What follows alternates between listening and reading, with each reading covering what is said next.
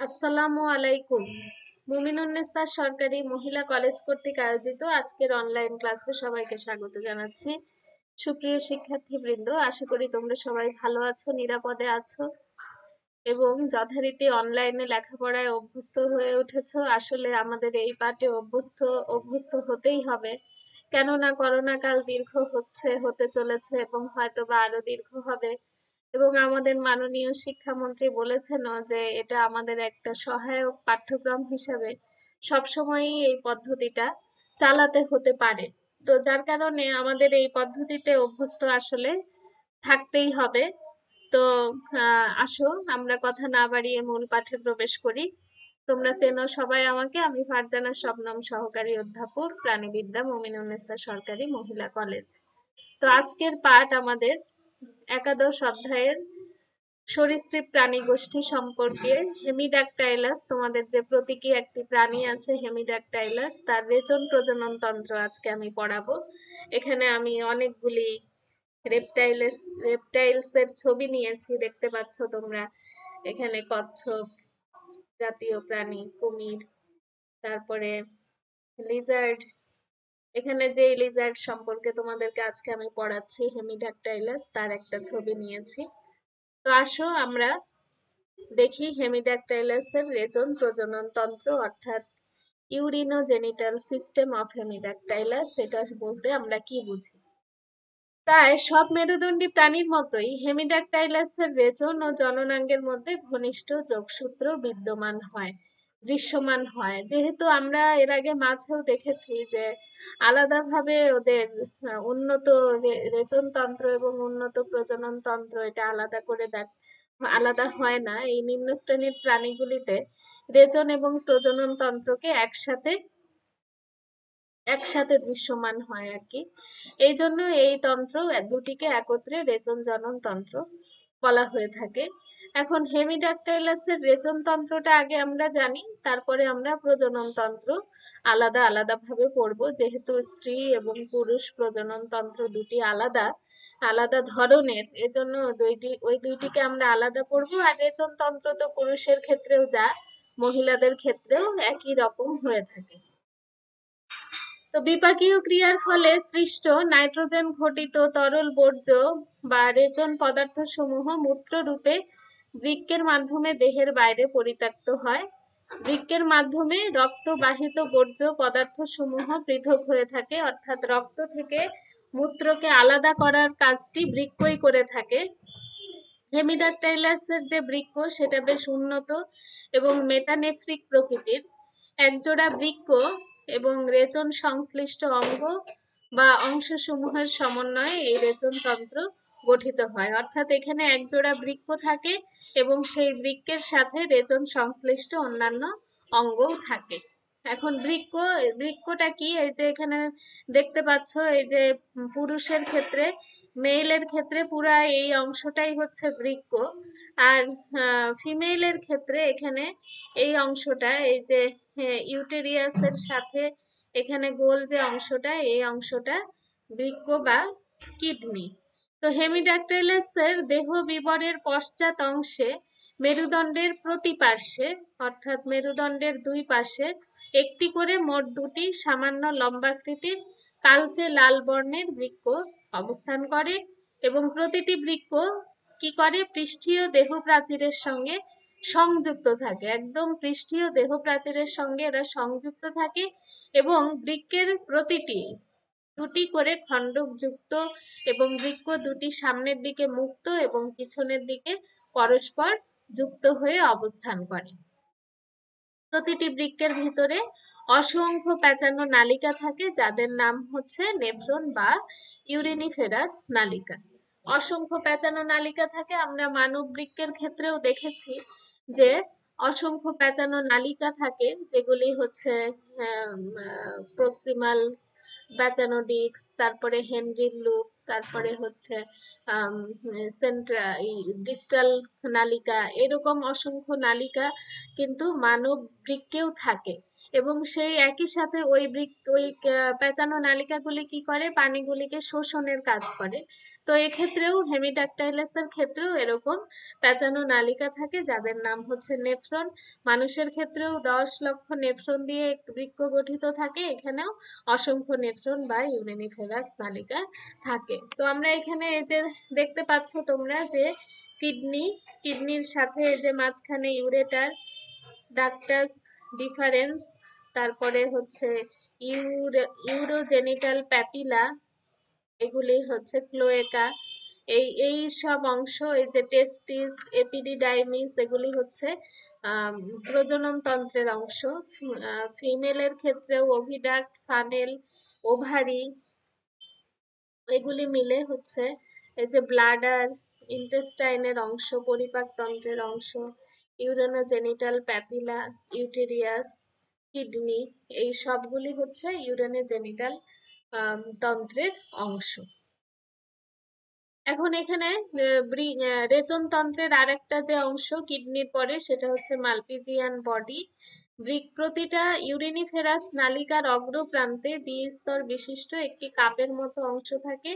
এদের Bowman's capsule বলে। বৃক্কীয় ধমনী থেকে সৃষ্ট অতি সূক্ষ্ম শাখা ধমনী। বোম্যান্স ক্যাপসুলের ভিতর প্রবেশের পর জালিকাকার সৃষ্টি করে। এই জালিকাকে গ্লোমেরুলাস বলে। বোম্যান্স ক্যাপসুল এবং গ্লোমেরুলাসকে একত্রে মালপিজিয়ান বডি বলে। মালপিজিয়ান বডি, আমরা গ্লোমেরুলাস এবং বোম্যান্স ক্যাপসুলের নাম আমরা যখন মানব বৃক্ক পড়েছি সেক্ষেত্রেও আমরা দেখেছি যে বোম্যান্স ক্যাপসুল একটা কাপের মতো অংশ এবং সেখানে অসংখ্য নালিকাগুলি ছাঁকনির মতো একটা ছাঁকন যন্ত্রের মতো কাজ করে। সেই ছাঁকন যন্ত্রটা কাপের উপর বসানো থাকে এবং রক্তটা যখন প্রবেশ করে ওই কাপের ছাঁকনির মধ্যে, তখন একটা হাইড্রোস্ট্যাটিক চাপ সৃষ্টি করে। সেই হাইড্রোস্ট্যাটিক চাপের ফলে রক্ত থেকে মূত্রটা আলাদা হয়ে যায়। যে এই যে প্রক্রিয়াটা, সেটাই হচ্ছে কাজ করে থাকে এখানে মালপিজিয়ান বডি। এবং মালপিজিয়ান বডি দুইটা অংশ নিয়ে গঠিত, একটা হচ্ছে বোম্যান্স ক্যাপসুল আর একটা হচ্ছে গ্লোমেরুলাস। গ্লোমেরুলাস এখানে ছাঁকনির মতো কাজ করে, আর কাপের মতো যে অংশ থাকে সেটা হচ্ছে দ্বিস্তর বিশিষ্ট কাপের মতো অংশ, সেটাই হচ্ছে বোম্যান্স ক্যাপসুল। আর গ্লোমেরুলাস হচ্ছে সেই কাপের মতো অংশের উপরে ছাঁকনি মতো কাজ করে। আর গোবিনী বা ইউরেটার কি? প্রতিটি বৃক্ক থেকে একটি করে খাটো, নরম ও সরু নালিকা বের হয়ে অবসারণীতে মুক্ত হয়। এই নালিকাটার নাম গোবিনী বা ইউরেটার। স্ত্রী প্রাণীর ক্ষেত্রে গোবিনী এবং ডিম্বনালী পৃথকভাবে অবসারণীতে মুক্ত হলেও পুরুষ প্রাণীর ক্ষেত্রে গোবিনী ও শুক্রনালী একত্রিত অবস্থায় অবসারণীতে প্রবেশ করে। অর্থাৎ এক্ষেত্রে শুক্রনালী, অর্থাৎ একই নালীপথে এদের শুক্র এবং মূত্র নিঃসৃত হয়। এই একক নালীটির নাম হচ্ছে রেচন জনন নালী। অর্থাৎ রেচন এবং জনন কার্যের জন্য একটি মাত্র নালী বিদ্যমান থাকে। স্ত্রী এবং পুরুষ হেমিডাকটাইলাসের অবসারণীর অঙ্কীয় দিকে একটি করে থলি সদৃশ মূত্রাশয় অবস্থান করে। এটি একটি ছিদ্রপথে অবসারণীর সাথে সংযোগ রক্ষা করে। এখন রেচন পদ্ধতি অর্থাৎ মেকানিজমটা কি, যে কিভাবে তারা এক্সক্রিশনটা সম্পন্ন করে। এর দেহ শুধুমাত্র ইউরিয়া এবং ইউরিক অ্যাসিড উৎপন্ন হয়। আমাদের যেমন উৎপন্ন হয় কি ইউরিয়া, ইউরিক অ্যাসিড, ক্রিয়েটিনিন, ইউরোক্রম, এরকম আরো অনেক নাইট্রোজেন ঘটিত বর্জ্য পদার্থ আমরা নিঃসরণ করি, কিন্তু এরা এদের দেহ থেকে শুধুমাত্র ইউরিয়া এবং ইউরিক অ্যাসিড উৎপন্ন করে। এবং রক্তবাহিত রেচন পদার্থ মালপিজিয়ান বডিতে প্রবেশের পর গ্লোমেরুলাসে প্রেরিত হয়। গ্লোমেরুলাসে প্রেরিত হওয়ার ফলে ওখানে একটা চাপের সৃষ্টি হয় এবং পরিশ্রুত তরল পরবর্তীতে ব্যাপন প্রক্রিয়ায় ইউরিনিফেরাস নালিকায় প্রবেশ করে এবং নালিকার প্রাচীরে এই যে তরলটা প্রেরিত হয় সেই তরল গ্লুকোজ, লবণ এবং পানি সহ প্রয়োজনীয় উপাদান সমূহ পুনঃশোষিত হয়। অর্থাৎ নালিকার প্রাচীরে সেগুলি পুনঃশোষিত হয়, যেগুলি শরীরের জন্য প্রয়োজন। তারপরে পরিশ্রুত তরলের অবশিষ্ট অংশ মূত্ররূপে ববিনীতে অবসারণীতে প্রবেশের পর, অর্থাৎ ববিনী হয়ে অবসারণীতে প্রবেশের পর মূত্রাশয়ে সাময়িকভাবে সঞ্চিত থাকে। সাময়িকভাবে সঞ্চিত থাকার পর আমাদের মূত্র ত্যাগের, অর্থাৎ হেমিড্যাকটাইলাসের মূত্র ত্যাগের সময় মূত্রশয় থেকে মূত্র প্রথমে অবসারণীতে এবং পরে অবসারণী ছিদ্র পথে দেহের বাইরে নিষ্কাশিত হয়। অর্থাৎ যখন প্রেসার সৃষ্টি হয়, চাপের সৃষ্টি হয় মূত্রাশয়ে, তখন তারা মূত্রাশয়ের ছিদ্র পথে বাইরে নিষ্কাশিত হয়। এখানে উল্লেখ্য যে হেমিড্যাকটাইলাসের মূত্রাশয় এক অবসারণীতে মূত্রস্থিত পানি পুনঃশোষিত হওয়ায় মূত্র অর্ধতরল প্রকৃতির হয় এবং বৃক্ক হেমিড্যাকটাইলাসের প্রধান রেচনাঙ্গ হলেও এদের খোলস বদলানোর সময় ত্বকে জমাকৃত রেচনতন্ত্র ব্যতীত ত্যাগকৃত খোলসের সাথে দেহ থেকে নিষ্ক্রান্ত হয়। তাই খোলস নির্মোচনও হেমিড্যাকটাইলাসের সহায়ক রেচন পদ্ধতি। অর্থাৎ যখন এরা খোলস ত্যাগ করে তখনও কিছু মানে রেচন পদার্থ তাদের শরীর থেকে বের হয়ে যায় খোলস বদলানোর সময়। জমাকৃত রেচন দ্রব্য ওই ত্যাগকৃত খোলসের সাথে দেহের বাইরে নিষ্ক্রান্ত হয় এবং এই নিষ্ক্রান্ত হওয়ার যে প্রক্রিয়াটা, সেটাও তাদের একটা রেচন প্রক্রিয়া। এখানে আমরা দেখতে পাচ্ছি লিজার্ড জাতীয় প্রাণী, অর্থাৎ এখানে ক্যালোটেস বলেছে। ক্যালোটেস আর হেমিড্যাকটাইলাস এর ধরনটা একই ধরনেরই, তাদের ভিতরের তন্ত্রটা, এই যে টেস্টিস, তারপরে টেস্টিসের সাথে যেটা এপিডিডাইমিস, এই যে কিডনি, এটা ভাস ডিফারেন্স, তারপরে এই যে ইউরোনোজেনিটাল ডাক্ট, অর্থাৎ এদের পুরুষের ক্ষেত্রে একটি ডাক্ট থাকে যেটা দিয়ে তারা রেচন এবং জনন কাজ সম্পন্ন করে থাকে, এবং ইউরেটার অর্থাৎ ববিনী যেটা সেটা, এবং ইউরিনারি ব্লাডার, এই যে এই ব্লাডারে ইউরিন জমা হয়, এবং ক্লোয়েকাল অ্যাপারচার, ক্লোয়েকাল অ্যাপারচার অর্থাৎ এটা জনন কার্য সম্পন্ন করার ক্ষেত্রে, এবং অবসারণী এই ছিদ্রপথে তাদের কার্য সম্পন্ন করে।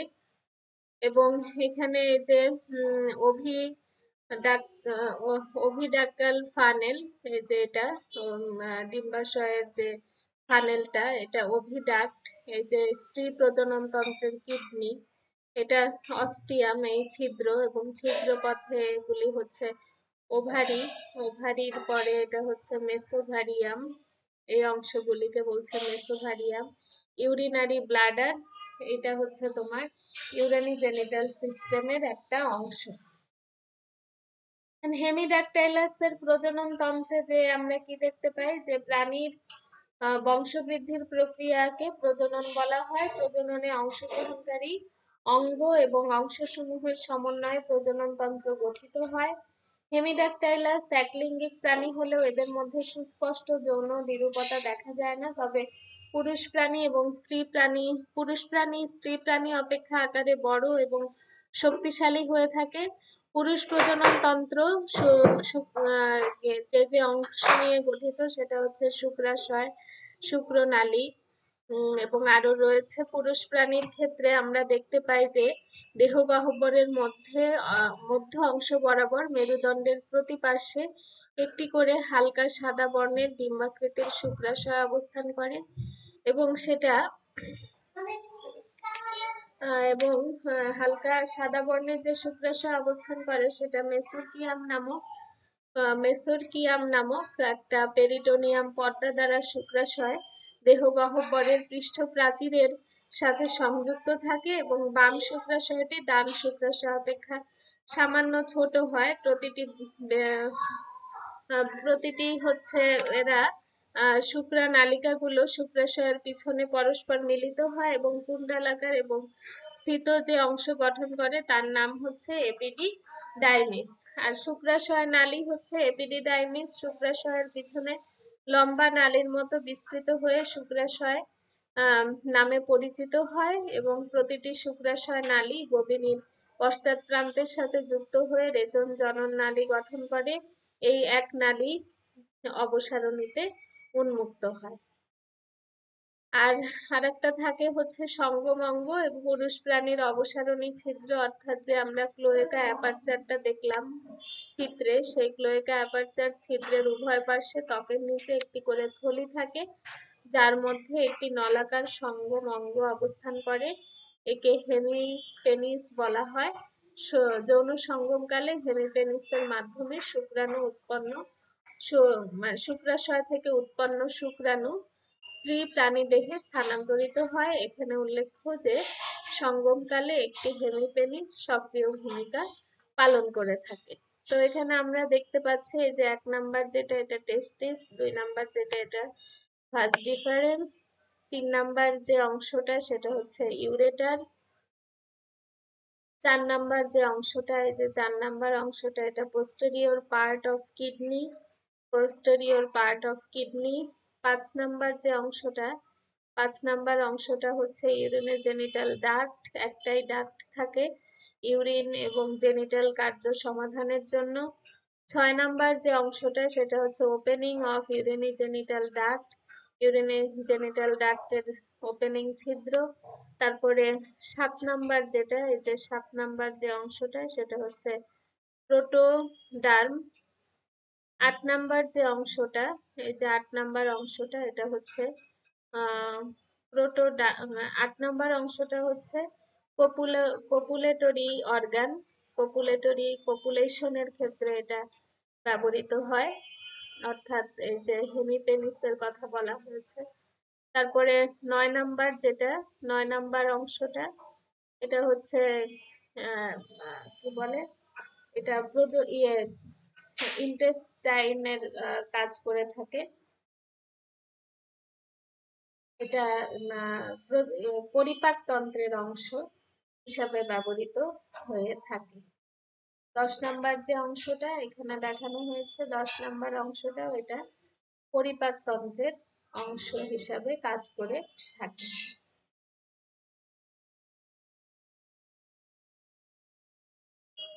এরপরে আমরা স্ত্রী প্রজনন তন্ত্র সম্পর্কে জানবো। ডিম্বাশয় সহ সংশ্লিষ্ট অঙ্গ ও অংশসমূহের সমন্বয়ে স্ত্রী প্রজনন তন্ত্র গঠিত হয়। এখানে আছে ডিম্বাশয় আছে, ডিম্বনালী আছে, ডিম্ব চুঙ্গি আছে এবং জরায়ু আছে। এগুলির সমন্বয়ে স্ত্রী প্রজনন তন্ত্র গঠিত।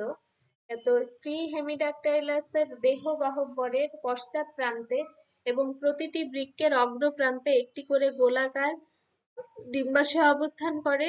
মেসোফারিয়াম নামক দ্বিস্তর বিশিষ্ট পেরিটোনিয়াম পর্দা দ্বারা ডিম্বাশয় দুটি দেহ গহ্বরের পৃষ্ঠ প্রাচীরের সাথে সংযুক্ত থাকে এবং ডান দিকের ডিম্বাশয়টি বাম ডিম্বাশয়ের সামান্য উপরে অবস্থান করে।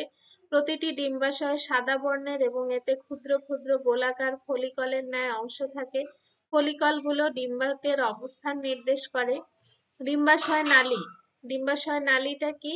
ডিম্বাশয়ের পরে ডিম্বাশয় নালী থাকে। প্রতিটি ডিম্বাশয়ের বাইরের দিকে একটি পাতলা প্রাচীরযুক্ত পেঁচানো ডিম্বাশয় নালী থাকে। ডিম্বাশয়ের সাথে ডিম্বাশয় নালীর প্রত্যক্ষ সংযোগ থাকে না।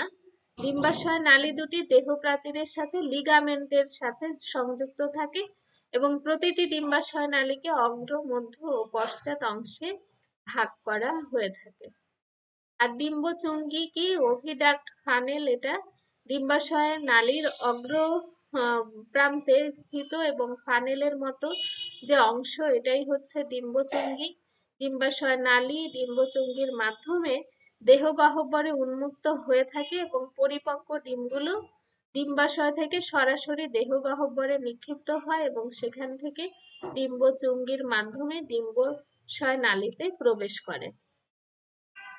আর জরায়ু কি? প্রতিটি ডিম্বাশয় নালীর সরু লম্বা শেষ অংশকে জরায়ু বলে। জরায়ুর অন্তঃপ্রাচীর গ্রন্থিযুক্ত থাকে এবং এর অস্থির নিঃসরণ ডিমের খোলক গঠনে অংশ নেয়। প্রতিটি জরায়ু পৃথকভাবে অবসারণী ইউরেডিয়াম প্রকোষ্ঠে প্রবেশ করে। তো আমরা এখানে এই যে স্ত্রী প্রজনন তন্ত্রের বিভিন্ন অংশ দেখতে পাচ্ছি। 1 নাম্বার যেটা সেটা হচ্ছে রেকটাম বা মলাশয়, 2 নাম্বার যে অংশটা সেটা হচ্ছে ইউরিনারি ব্লাডার, 3 নাম্বার যে অংশটা সেটা হচ্ছে সেটা হচ্ছে কোপোরোডার্ম। 4 নাম্বার যে অংশটা সেটা হচ্ছে প্রোক্টোডার্ম। এটা 5 নাম্বার যে অংশটা সেটা হচ্ছে ওভিডাক্ট ফানেল, যেটার কথা আমরা বলেছিলাম ডিম্বচুঙ্গি সেটা। 6 নাম্বার যে অংশটা সেটা হচ্ছে মেসোডার্ম। মেসো মেসোভারিয়াম অর্থাৎ ইয়ের পর্দা, ডিম্বাশয়ের যে পর্দাটা সেটা মেসোভারিয়াম। 7 নাম্বার যে অংশটা ওভারি। 8 নাম্বার যে অংশটা সেটা হচ্ছে ওভিডাক্ট, 8 নাম্বার অংশটা। 9 নাম্বার অংশটা কিডনি, 10 নাম্বার অংশটা posterior part of the kidney, 11 number অংশটা এই যে এটা হচ্ছে ওপেনিং অফ দ্য ওভিডাক্ট, অর্থাৎ ওভিডাক্টের এটা মুখ, এই যে শুরুটা এই জায়গায়, এই যে ওভিডাক্ট, ওভিডাক্ট থেকে এটা ওভিডাক্ট ফানেল, অর্থাৎ এখান দিয়ে ডিম্বটা বের হয়। তাহলে এই ছিল আজকে আমাদের মোটামুটি পড়া। এখন ওরা কিভাবে প্রজনন এবং নিষেক কার্যটা সম্পন্ন করে থাকে এই সম্পর্কে আমরা একটু জানবো। হেমিডাকটাইলাস যৌন প্রজননের মাধ্যমে বংশবৃদ্ধি করে বা এদের মধ্যে অন্তঃনিষেক সম্পন্ন হয়। যৌন মিলনকালীন সময়ে পুরুষ প্রাণীর দুটি হেমিপেনিসের একটি সক্রিয় হয় এবং প্রাণীর অবসারণী অর্থাৎ যে ক্লোয়েকা অ্যাপারচার দেখেছিলাম আমরা, সেখানে ছিদ্র পথে প্রবিষ্ট হয়ে শুক্রাণু ত্যাগ করে ডিম্বাশয় নালীর অগ্রপ্রান্তে শুক্রাশয় ও ডিম্বাণুর মিলন, শুক্রাণু ও ডিম্বাণুর মিলন অর্থাৎ নিষেকটা সম্পন্ন হয়। নিষিক্ত ডিম্বাণু জরায়ুতে প্রবেশের পর জরায়ুর গ্রন্থি নিঃসৃত রসের সাহায্যে খোলক আবৃত হয়, অর্থাৎ ডিম্বাণুর খোলক আবৃত হয়। খোলক সমন্বিত নিষিক্ত ডিম অবসারণীর ছিদ্র পথে প্রাণীদেহের বাইরে, স্ত্রী প্রাণীদেহের বাইরে চলে আসে এবং স্ত্রী প্রাণী সাধারণত গোপন জায়গায় একটি বা দুটি ডিম পাড়ে এবং ডিম পাড়ার পর স্ত্রী প্রাণীর আর কোনো ভূমিকা থাকে না। হেমিডাকটাইলাসের ডিম সাদা বর্ণের এবং ডিমের মধ্যে পর্যাপ্ত কুসুম থাকে এবং ডিমের ভিতর ভ্রূণীয় পরিস্ফুটন শেষে অপত্য প্রাণীর খোলস ভেঙে বের হয়ে আসে এবং এককভাবে স্বাধীন জীবনযাপন শুরু করে এবং এদের মধ্যে কোনো অপত্য লালন দৃশ্যমান হয় না, অর্থাৎ হেমিডাকটাইলাস যে বাচ্চার সুরক্ষার জন্য কোনো কাজ করবে সেরকমটি কিছু দেখা যায় না। তাহলে আমরা এতক্ষণ হেমিডাকটাইলাসের রেচন প্রজনন তন্ত্র সম্পর্কে জানার চেষ্টা করলাম। আশা করি ক্লাসটি তোমাদের ভালো লেগেছে। তো তোমরা ভালো থাকো। ক্লাস সম্পর্কে কোনো মন্তব্য থাকলে সেটা করতে ভুলবে না। তো সবাইকে আল্লাহ হাফেজ।